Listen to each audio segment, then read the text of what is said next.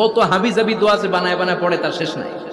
বিশ্বনবী যে দোয়াগুলো শিখাই দিলেন, এগুলো পড়তে সালাত শেষে 1 ঘন্টা সময় লাগবে আপনার।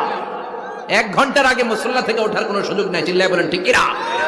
বিশ্বনবী সালাম ফিরিয়ে আওয়াজ করে পড়তেন আল্লাহু আকবার, 3 বার পড়তেন আস্তাগফিরুল্লাহ, 33 বার সুবহানাল্লাহ, 33 বার আলহামদুলিল্লাহ, 33 বার আল্লাহু আকবার। এরপরে পড়তেন লা ইলাহা ইল্লাল্লাহু ওয়াহদাহু লা শারীকা লা, লাহুল মুলকু ওয়া লাহুল হামদু ওয়া হুয়া আলা কুল্লি শাইইন কাদির। সুবহানাল্লাহ পড়েন।